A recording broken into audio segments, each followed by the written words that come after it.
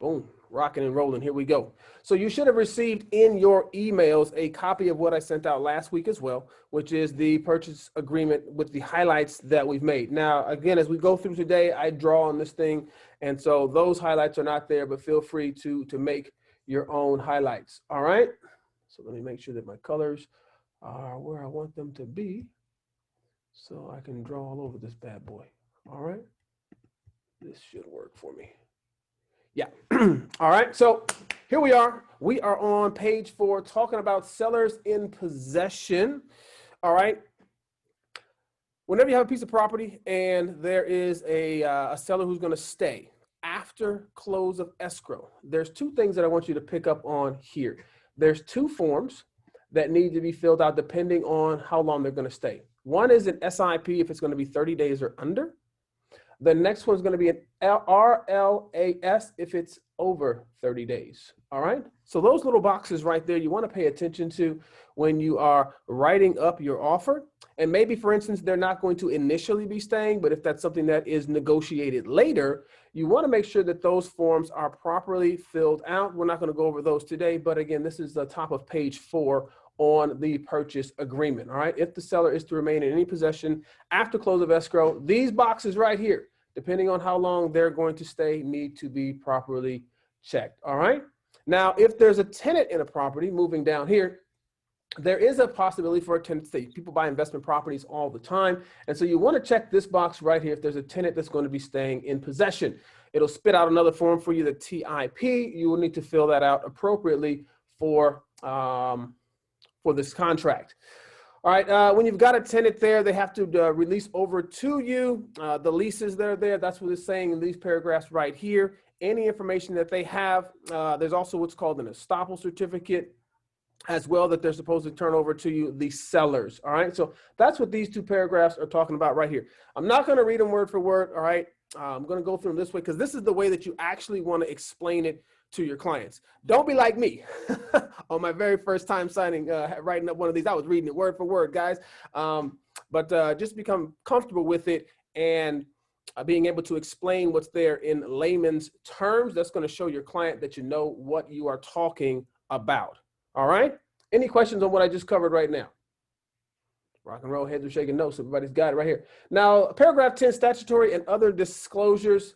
The seller has a responsibility to disclose a couple of items, all right, within their contingency period, and we're going to go to that in a minute. But the ones that I want to circle for you, if it's a home built prior to 1978, it's an FLD. They've got to get that over to them. They have to get what's also called a TDS, a transfer disclosure statement.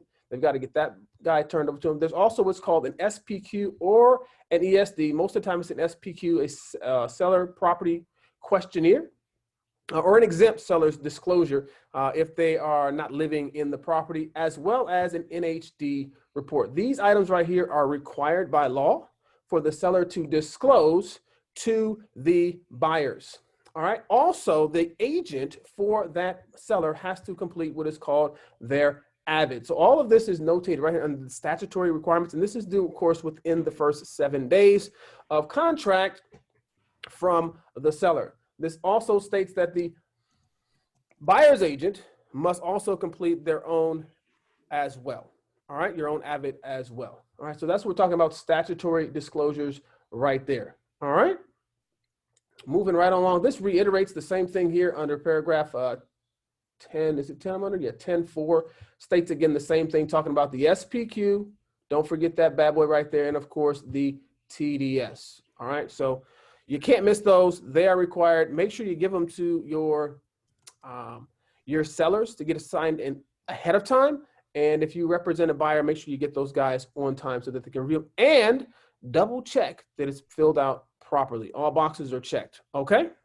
Anybody got any questions on that boy right there? All boxes are checked. Somebody's got thumbs up. And if they check a box for yes, they have to write an explanation. All right. Very good. Very good. Very good. But not going to beat a dead horse right here. So yeah, we're going to leave that alone.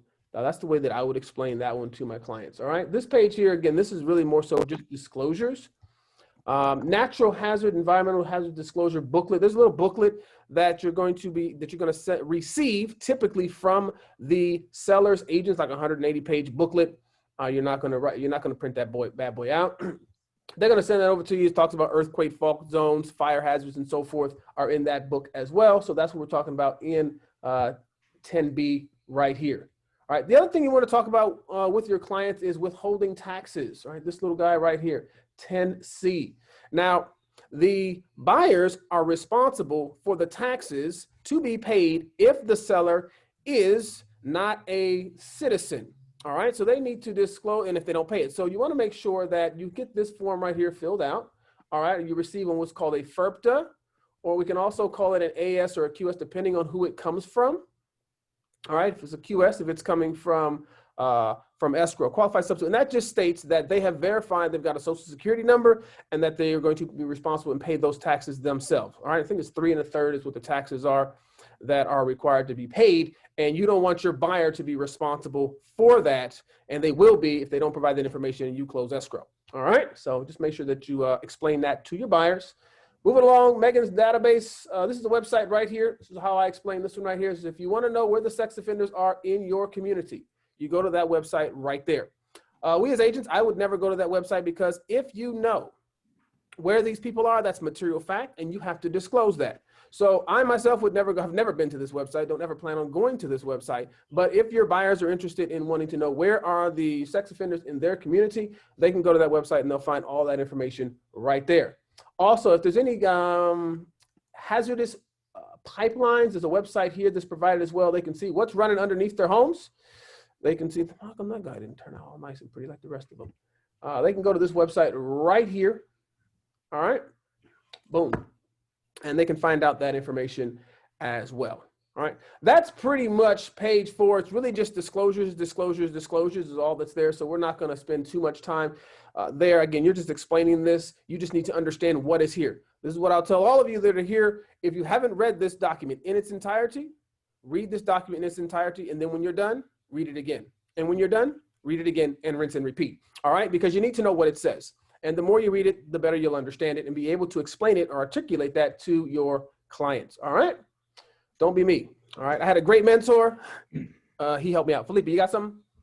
Yeah, if you don't mind. So just, can you go back up to paragraph F underneath go to the top of the page? Right here. I think it's F, all the way at the top. No, keep going. Yeah, there you go. Okay. So at close of escrow, this is for all of you that are new to the business, definitely highlight this, because as a new agent, sometimes at the end of our first transaction, we don't know, hey, am I supposed to get keys? Am I supposed to get garage door openers? This happens all the time. Read this paragraph, read the whole thing like David mentioned, but make sure you put an asterisk next to this, because it is, and underline the word seller. The seller has to provide keys, codes, passwords, garage door openers, all locks, mailboxes. David, how many times did you close escrow and you were like, oh, wait, there's no mailbox key? Yep. So again, as a new agent, this I think will be in your realm where you want to remember that the seller's responsible to provide everything.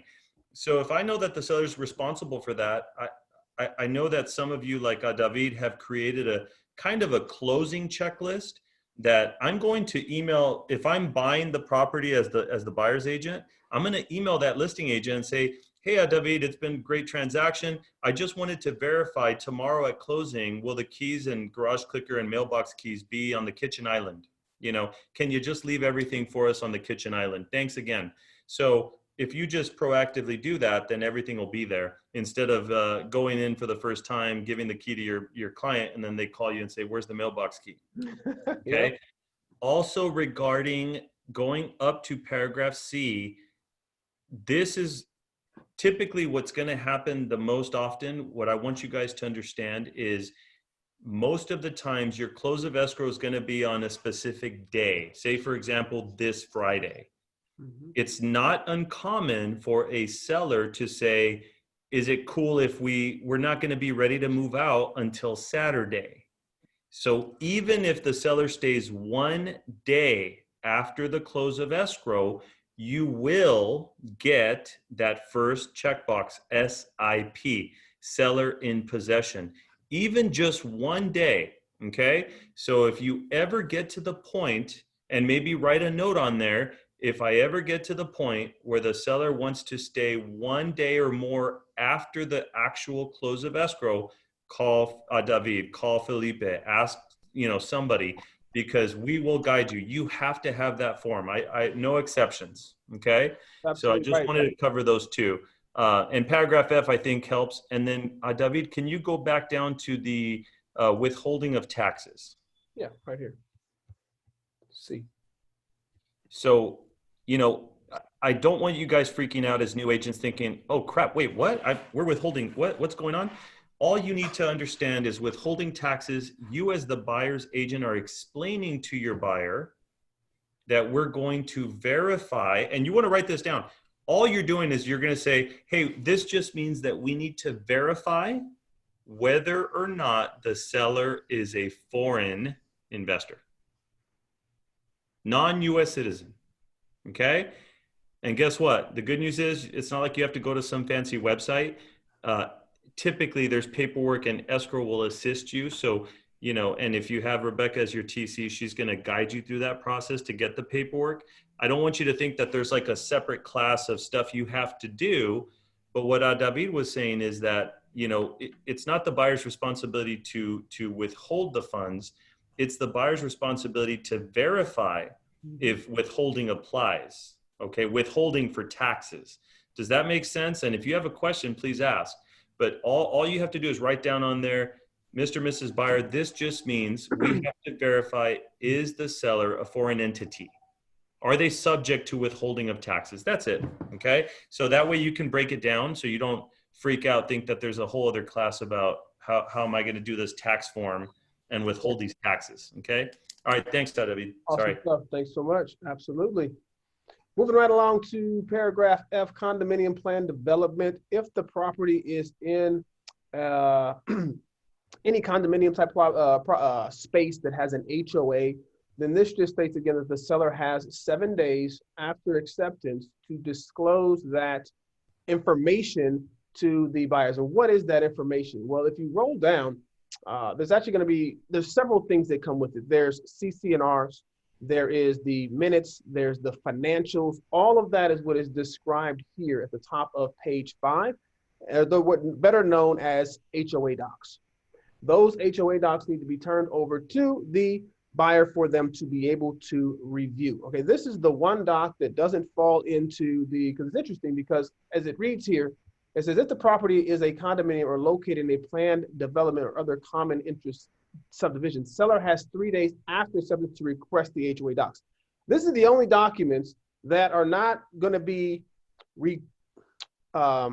given to the buyer typically within that 7-day windows that sellers normally have to give, because they have 3 days to request it, and then it takes some time depending on the HOA company to be able to supply those documents too. I've seen where they got a hand up. I've seen where it's taken longer than that. Go ahead. I got them one time right before the close of escrow. What you got? So if you guys are representing the seller, please let your sellers know that there could possibly be an upfront fee. And like David said, it could take 10, 15 days once they've been ordered. And you really need to keep on escrow, making sure follow up with your seller that this gets ordered so that does not hold anything up, because they do take a while to get. The HOA docs come from the HOA company to escrow, and then escrow sends them to the buyer. So agents, don't think that that's something that your seller is going to be handing over to you, and then we then have to give them to buyer. It gets all handled through escrow. Mm-hmm. Excellent. Thank you so much for sharing that bit. And again, they've got 3 days. And again, this is just the important piece that you need to pay attention to as the buyer's agent, making sure that you're getting this stuff and it's been ordered on time. Is pay attention to the time frames that are in this contract. It's not just we opened escrow and when it happens, it happens. These time frames are for a reason. Hold the other side accountable like they're going to hold you accountable to your time frames as well. The sellers are really quick to wanting to help you remove your contingencies, but if they haven't performed contractually, then of course you've got some more time for your clients. All right. So be aware of that right there. This one right here. All right. Paragraph 11. Now, the way I explain it is simply as it reads. Property is sold in its what? As is present condition. All homes are sold in their as is present conditions. There is no home where they have to do anything for you, depending on the type of loan. Now, there's some things that could change, but again, as it states right here, unless otherwise agreed in writing, all property is sold in its as is condition. You can, as it states down here, paragraph 11B, you can request the seller to make some repairs. You can ask that. Doesn't necessarily mean it's going to happen. It says that's a request. All right. And it is a responsibility of the seller to disclose any and all material. Oh, that's just a terrible circle, guys. He didn't work out. All this, material facts affecting the property. That comes from their SPQ, their TDS. All of that is where those items are coming from. Make sense? Everybody good right there? So that's how you're going to explain that one right there. C, let's read this together. Buyer is strongly advised to conduct investigations of the entire property in order to determine its present condition. Seller may not be aware of all defects affecting the property or other factors, and that buyer, that buyer considers important. Property improvements may not be built according to code, in compliance with current law, or have had permits issued. There's a lot of properties out there. I got one right now working on. They've got a back of a garage. They built a little dwelling space there. There's no permit. So these are things that, of course, the buyer needs to be aware of. The seller has to disclose. And, of course, everything's sold in its as-is condition per the contract. All right? They don't have to fix anything. A lot of agents will actually put it on the MLS, property sold in its as-is condition. It states it in the contract. All right? Everybody good there? Paragraph 12 is investigation of property and matters affecting the property. This is talking to your buyer. This is telling your buyer you have a responsibility to do some things to know about this home. One of those is going to be a home inspection. That's number one right here, a general home inspection. We advise that you would get that done.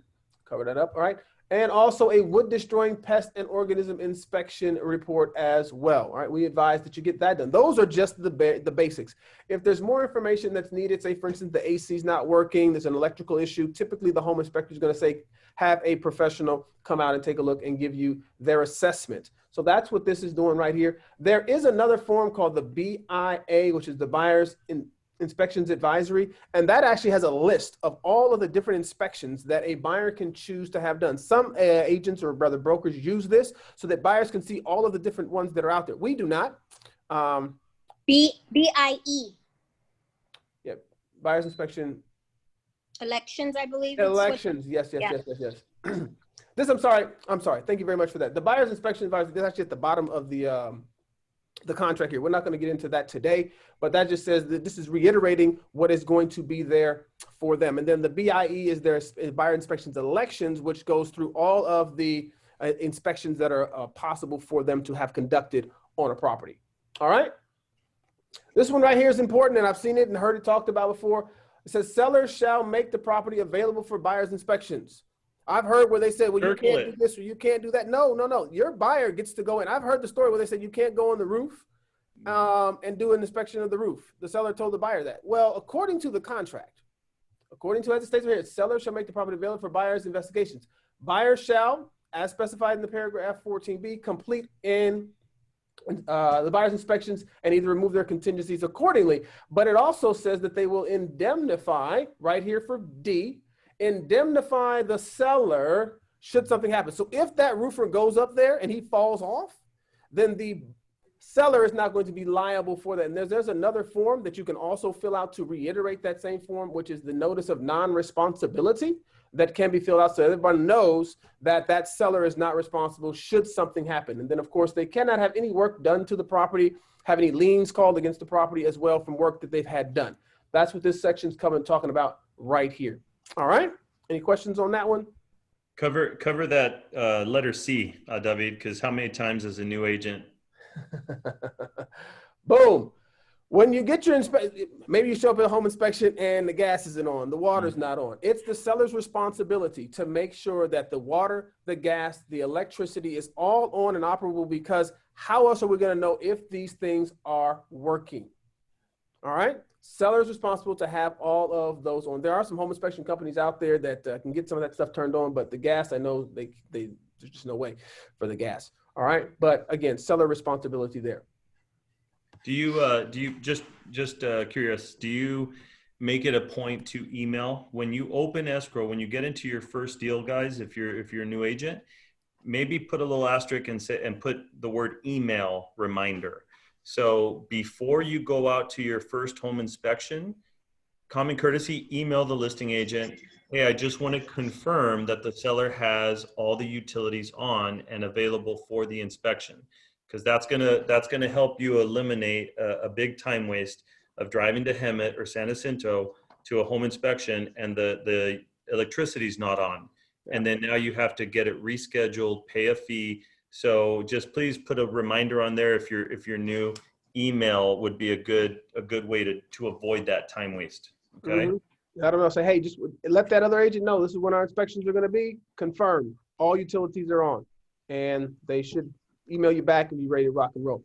Because of course now with our contingency periods being cut down, your window of time to get that done is short, and you may not be able to get somebody out there the next day.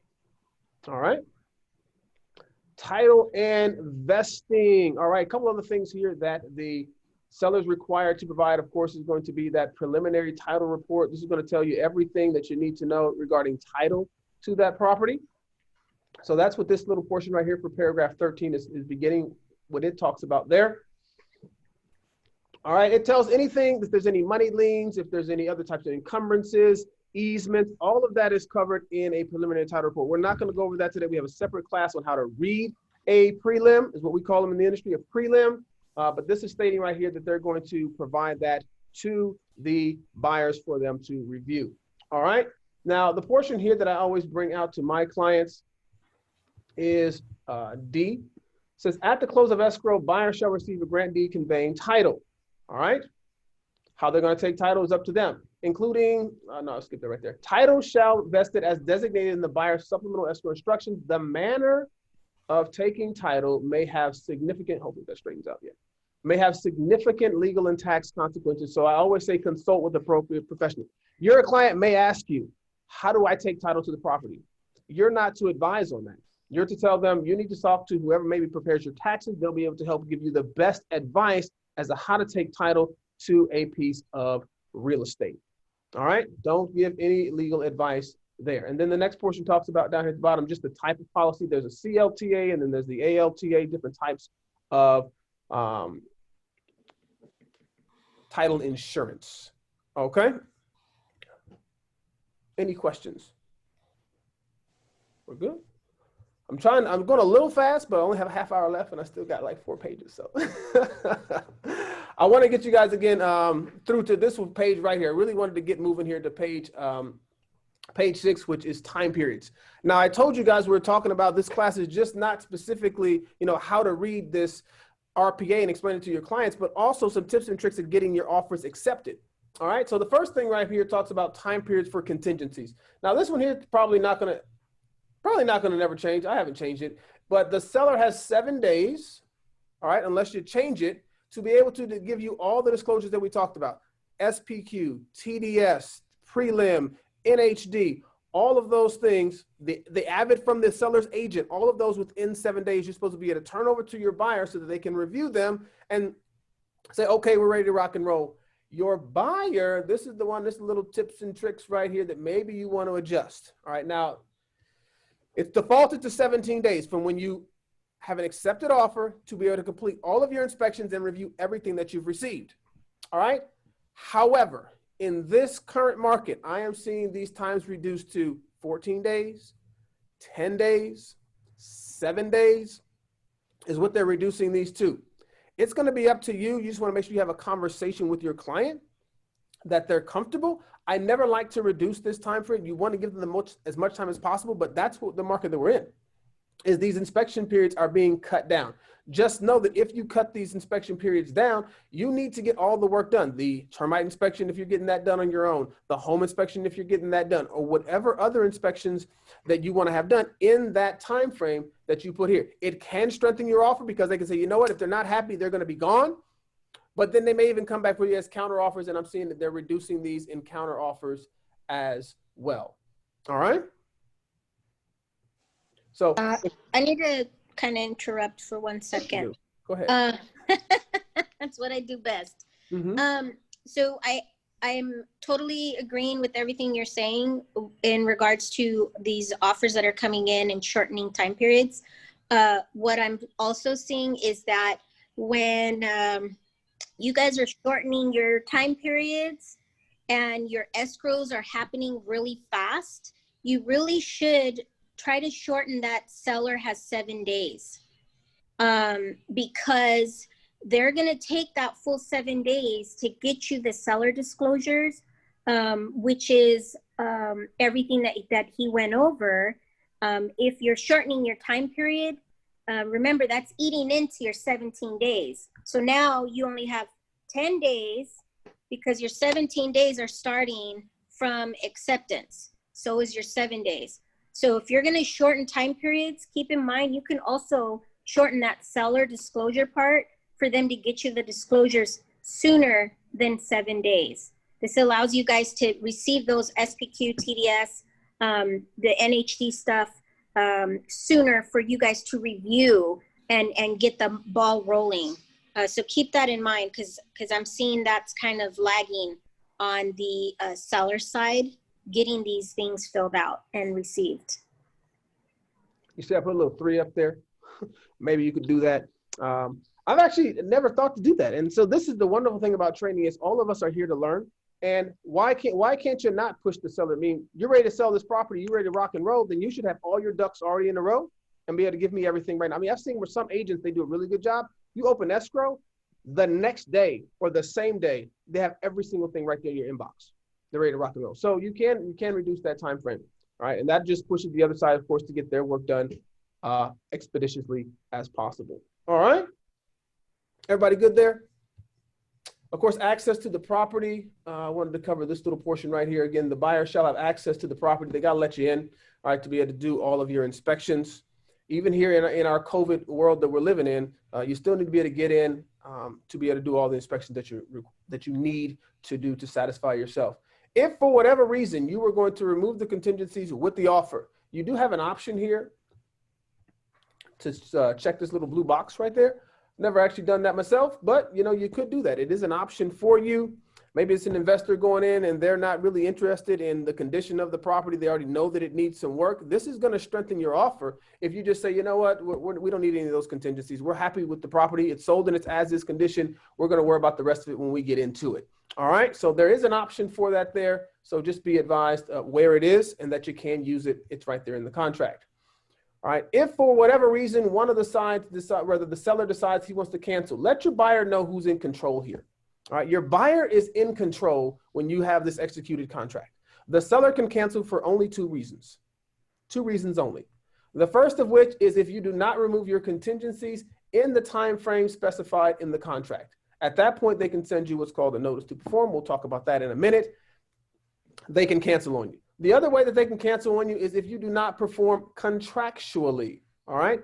A couple of examples that are given right here is if you don't put your earnest money in on time, all right? If you do not return the disclosures to them that they've sent to you on time, that's an obligation of the contract. That's the only ways that sellers can cancel. Your buyer has full control as long as they abide by the contract, all right? So that's what that's saying right there. Again, 2 ways, make your buyers know that a seller can cancel. Remove it if you don't remove your contingencies on time, and if the buyer does not perform contractually. Cool. If it comes to the point where someone needs to cancel this contract, there is a process. First and foremost, it starts right here with a notice of a buyer or seller to perform. Now, there's a couple of ways that you can use this. The document states that when you send this, they've got 2 days from when they receive it to be able to perform. So if you have a 17-day contingency window, right? They could send this to you on day 17, but then that gives you day 18 and 19, right?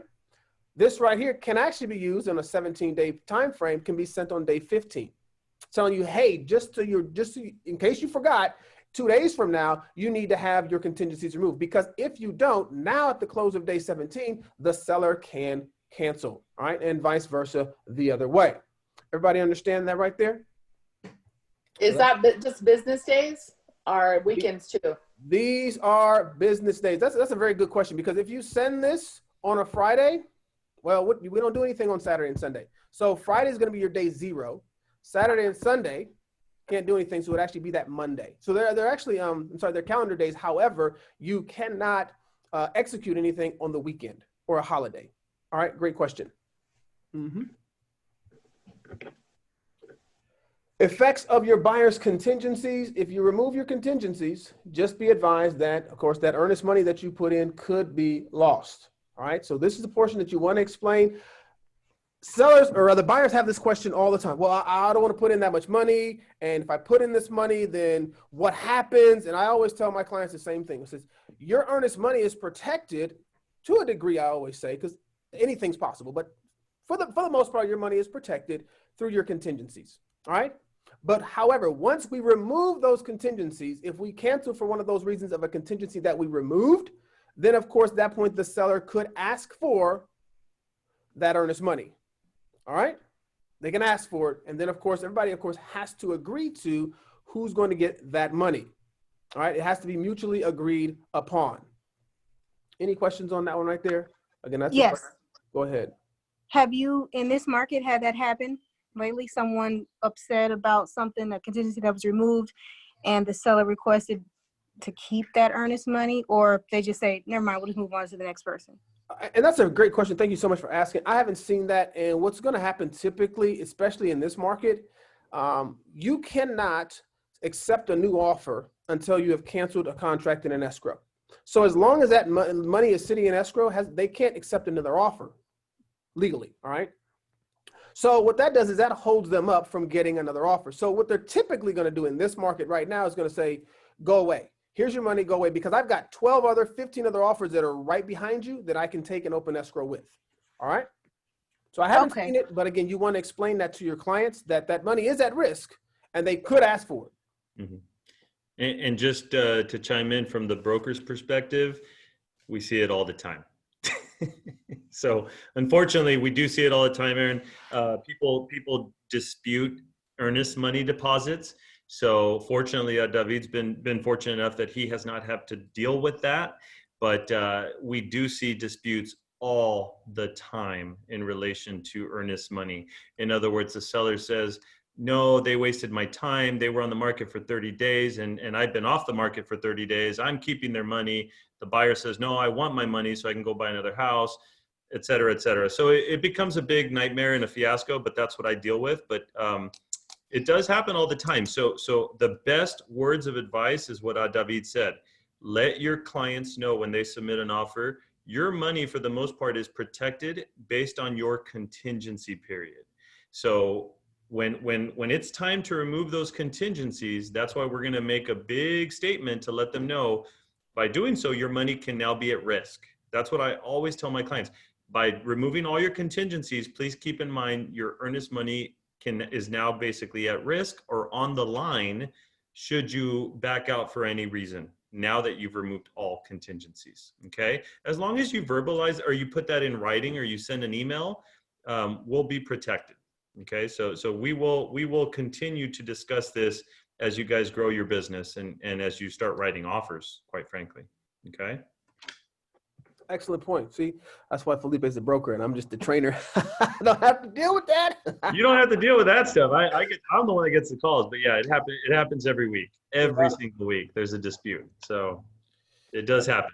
Do a good job. Talk to your clients, guys, and keep them informed of what's going on. Very good. Thank you so much for that. Close of escrow, paragraph G right here. Well, pal. If there is you want to demand to close escrow, folks are not getting it reaches the point where you need to get things wrapped up. You do have the option also to do what's called a demand to close escrow. This is a 3-day period of time, and it gives the other party 3 days to get everything done. The demand to close escrow is a final. So it's not like if you don't do it, there's options. So I just want you to understand the difference between like a notice to perform is like they didn't do it, then okay, then nothing happens, right? Literally, like nothing can happen. Agents send out notice to perform and nobody performs and they just keep moving along. All right, a demand to close escrow is different. When you send a demand to close escrow, if you do not close escrow after that 3 days, that contract's canceled. All right, that's the unique piece about the demand to close escrow. We've actually done a training on the difference between a demand to close escrow and a notice to perform. So that's on the YouTube channel. So make sure that you watch that one as well. All right. Effective cancellation of deposit right here is H. What the heck? Come on, guy. In regards to the cancellation of the deposit, again, this is what I was telling you a little bit earlier, is that it has to be mutually agreed upon for that EMD, that earnest money, to go to whomever. Now, escrow, according to this contract, if the one party does not perform, can turn it over to the other party. However, I want you to read right here. It says a party may be subject to a civil penalty of up to $1,000 for the refusal to sign a cancellation instruction if no good faith dispute exists as to who's entitled to the deposited funds. So you're actually agreeing to that if I don't have a problem, I'm going to sign over who's going to get this money. And it also says escrow holder at its discretion may nonetheless require mutual cancellation of instructions. Because even though it states in this paragraph that they can turn it over to the buyer if the buyer requests it and the seller doesn't respond, typically your escrows will not send any money to anybody without mutual cancellation signed by both parties. All right? So just be aware of that's what that's saying right there. They don't want to get into any sticky business, so they're going to say, listen, everybody needs to agree, even though legally they can send it to one party if one party asks for it and the other. Again, it says right there, if within 10 days after escrow holder's notice, the other party does not object to the demand, escrow holder shall disperse the deposit to the party making the demand. Says it right there. But again, as you saw the very last portion, they have the discretion not to do that. And typically they're going to go with the option of waiting for mutual consent from all parties. All right. Everybody good on cancellation of escrow and deposit there? Cool. We get into some easier stuff now. We covered some tough stuff there, but final verification of the condition of the property. This just states that within 5 days of closing, you're going to go by and check out that property and make sure that's in the condition that you saw it when you guys first went out and looked at it. That's all that's saying. All right. I'm not going to spend any more time on that. I want to talk about repairs right here. This is an option. You can request for repairs. It's a request. It says that the seller does not even have to actually respond to those repairs. They don't have to fix anything. We talked about it earlier that homes are sold in their as is condition. But you can fill out what's called an RR. You can say, hey, you know what? The AC doesn't blow well. It doesn't blow cold. So would they be willing to get that done? What I'll tell you guys on a request for repairs, okay, I'm just going to take a little side note here because agents get lazy and I don't want you guys to be lazy. Your home inspector is going to say, these items here are broken. The AC is not working right. I'm not sure what's happening with this electrical stuff in the kitchen, whatever the case may be. Typically what an agent will do is they'll take the home inspection report, they'll send it to you, and then they'll say, hey, we need the AC to be fixed and we want this electrical situation resolved, right? Do the right thing and find out how much that would cost.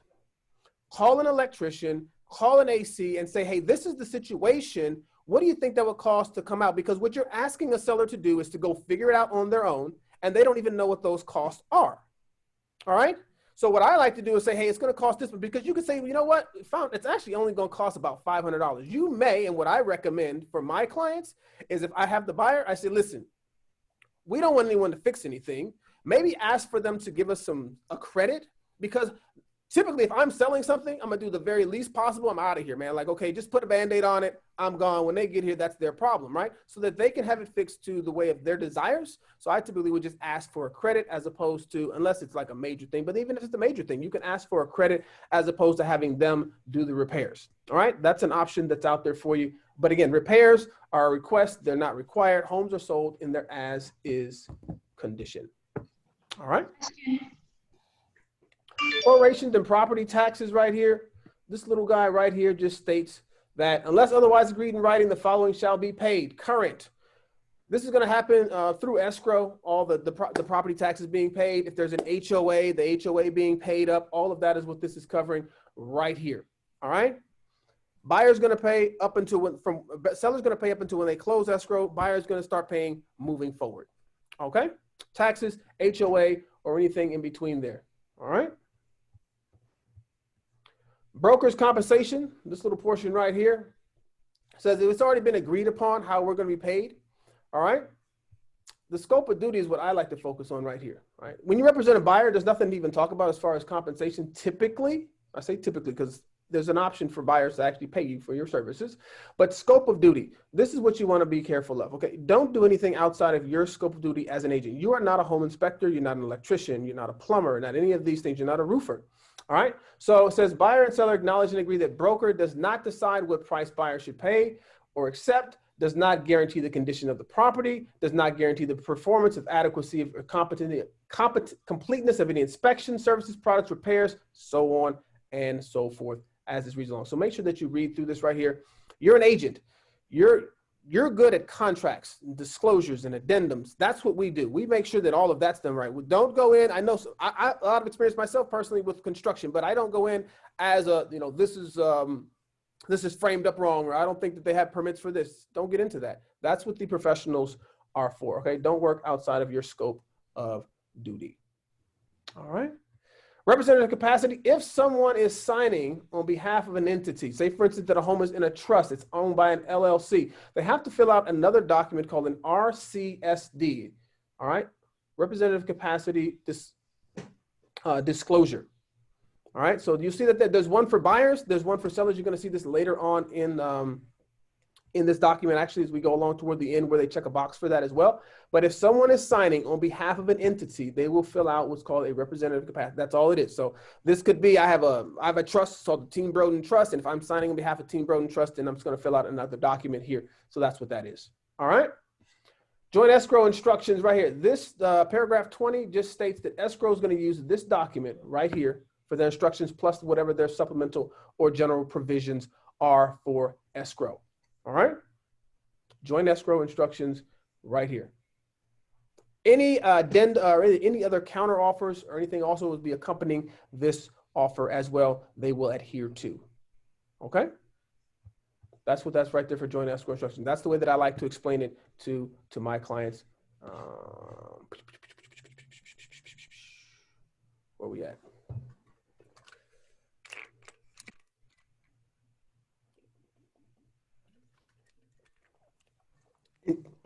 Continuing on under that same paragraph as we continue on to page, I think we're on page 8 now. Yeah. It says broker are party to this, talking about escrow, are party to escrow for the sole purpose of compensation pursuant to paragraph 18A.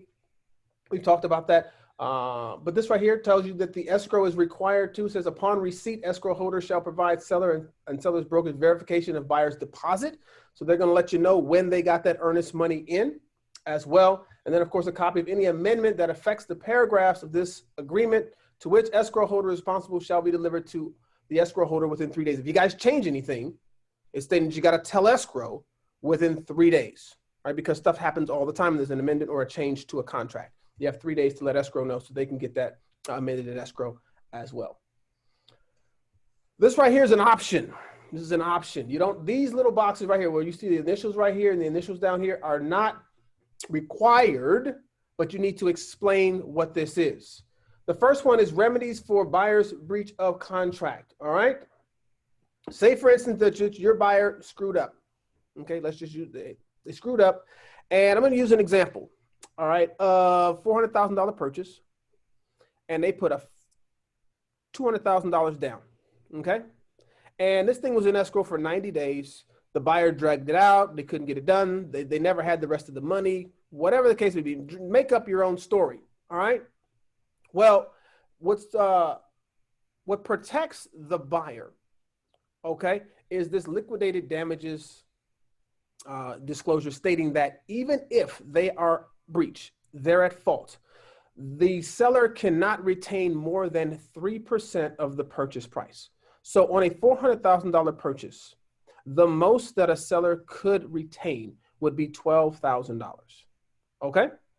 If you put in 200,000, they could not keep that. And it states in here, at the time of any increased deposit, buyer or seller shall sign a separate liquidated damage provision incorporating the increased amount as liquidated damage as well. So everything, you cannot sign another document that states that you're going to give them more. All right.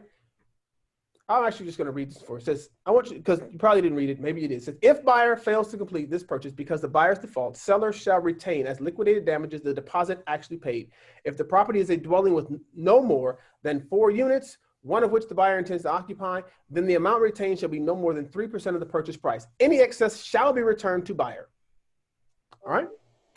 There it is. 3%. Yep, 3%. That's the max of the purchase price. That's the max, guys. So just inform your clients of that. That's what there's. Everybody typically signs this, but it's not required actually. It's the one portion of the contract that if you're using like a DocuSign or something, these are actually they want the clients to read them before they sign it. And if one side signs this, the other side has to sign it. Or we don't have a binding contract. Just so you know, you can't be signed by one and not the other. So it's either all or none on this one here. All right. Moving down to dispute resolution, mediation, there's a couple ways that we can fix problems. Well, first and foremost, we can talk about it like big boys and girls at the table, all right? If that doesn't work, we agree to mediate, all right? If we mediate, then it says here that each are gonna pay their own fees for the mediation, all right? It also says that we all agree to mediate. If we cannot resolve the situation through mediation, then there is the option for the parties to agree to arbitration. All right, arbitration is going to be a retired judge, and what they're doing when they sign this, they are agreeing that they're not going to have the option to go to court. All right, so if they sign here saying, hey, if we can't mediate, we're going to take it to an arbitrator, and the arbitrator's decision is final. There is no, well, now I want to appeal. Okay, just so everybody's clear on that. And again, this here has to be signed by both parties. It says right there, we have read and understand the foregoing and agree to submit disputes arising out of the matters included in the arbitration and disputes provision to neutral arbitration. All right. So they don't have to sign this. It's not required, but if they do, and like I said, I see it on, I've never seen it not signed personally. But again, if it's not signed by neither one. And if it is signed, it's signed by both parties. All right. There's a couple things that. If I can real quick on that, David. So the only time you'll typically see somebody say that they don't want to agree to this clause is when you're dealing with an attorney, because of course they want to go straight to litigation.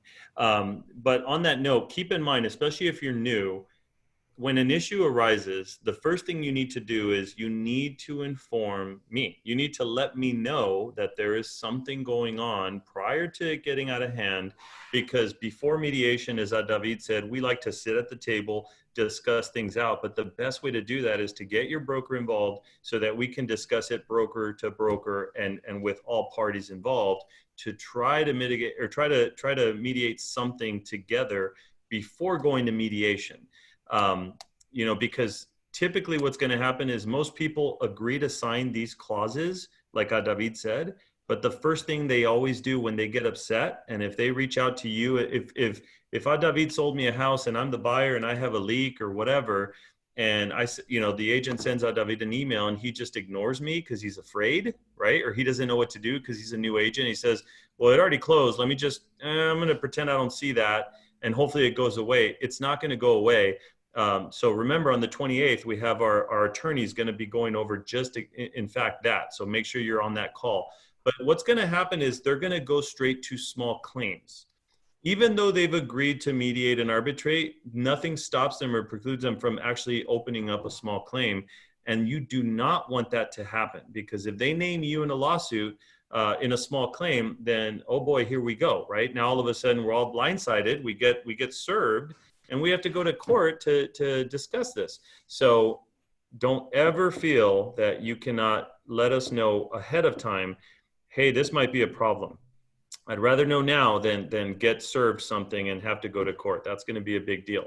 Okay, so just keep that in mind, because most people don't know what they're signing here. So even though they're initialing, they still always end up opening up a small claim. So you want to avoid any issues before they arise. And usually we can do that by just communicating, okay? Just having a conversation.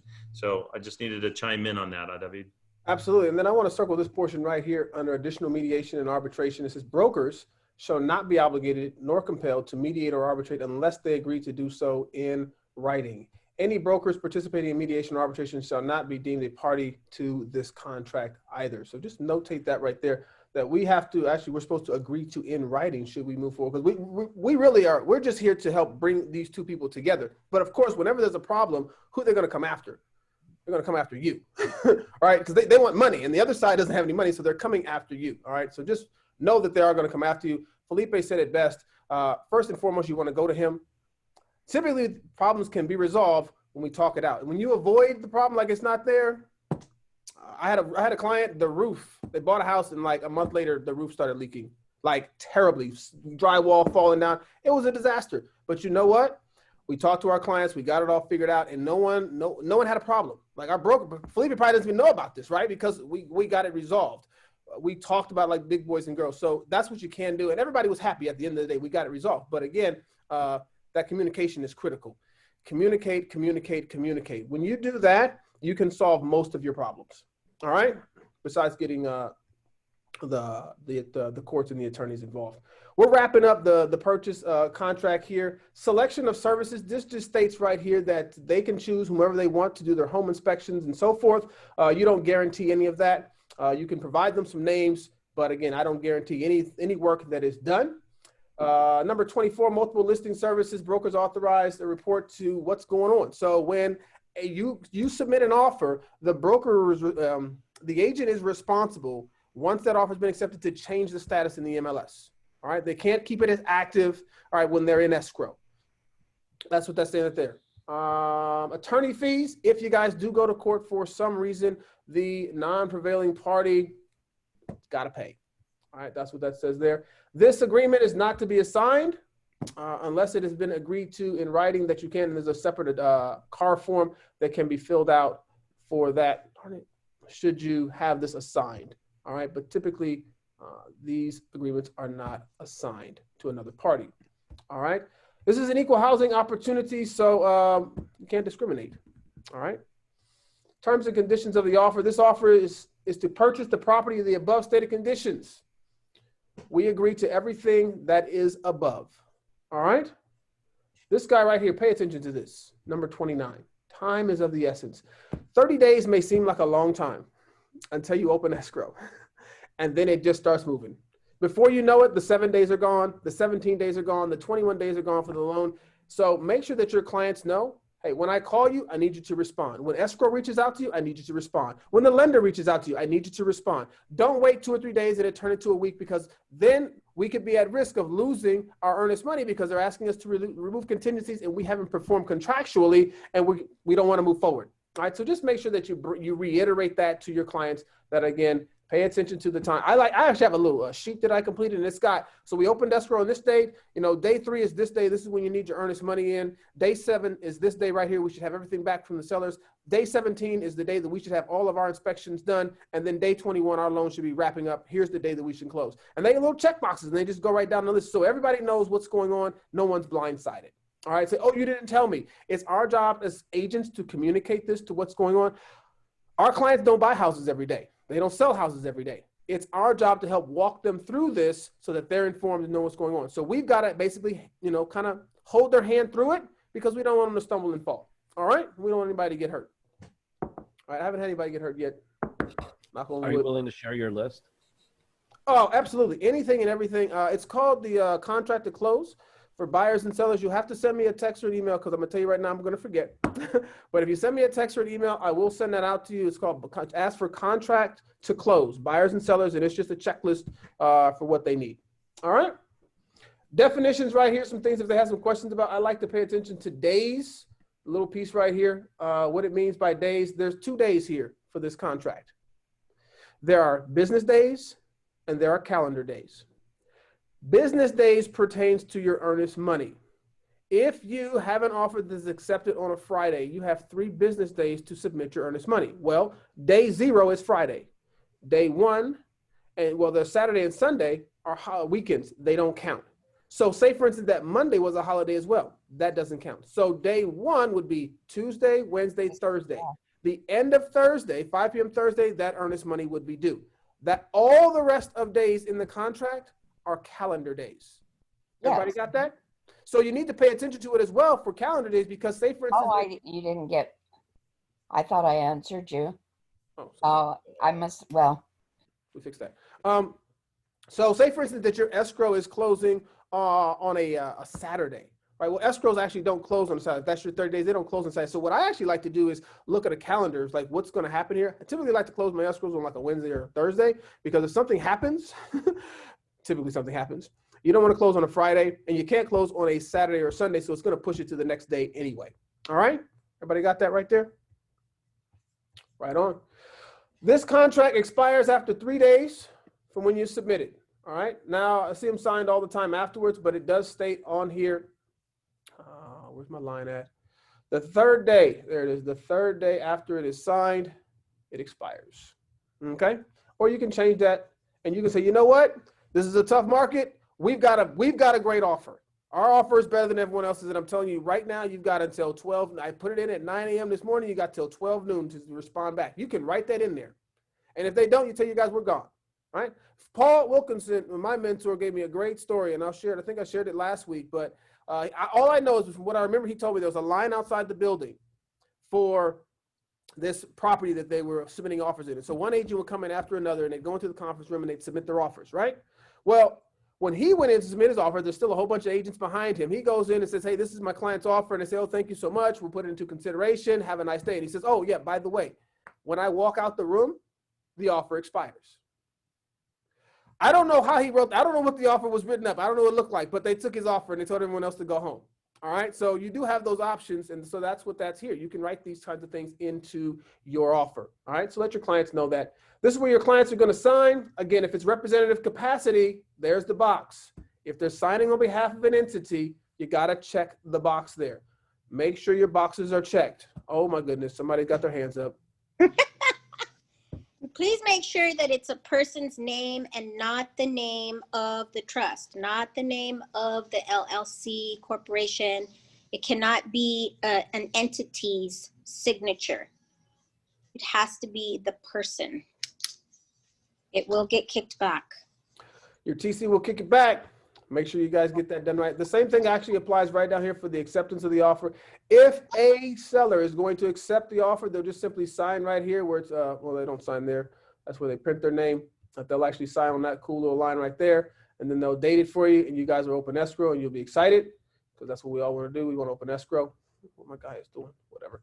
But if it is having a counteroffer, that little box right there needs to be checked. You gotta check the box for the counteroffer. If you sign this and you submitted a counteroffer and you had a counteroffer, but you didn't check this box, you're putting your client at risk right there, because they're gonna say, because maybe the purchase price was they were asking for $10,000 in closing costs, and you were like, no, we're not gonna do that. So you prepared a counteroffer and you didn't check this box. You agreed to this. You agreed to this contract right here. So you've got to check that box. All right. If they're signing on representative capacity as a seller, there's the other box for them to sign right there. All right. That, ladies and gentlemen, apart from all that's going to go right in here, we're not going to go into that. It's 11:32. This is where all your information is going to go. I should actually cover this. I highlighted it. Don't be lazy. That's what my mentor told me. Your buyer's broker's firm, all your information goes in here. All right. Email, phone number, address, all this is good for people to be able to communicate who is who.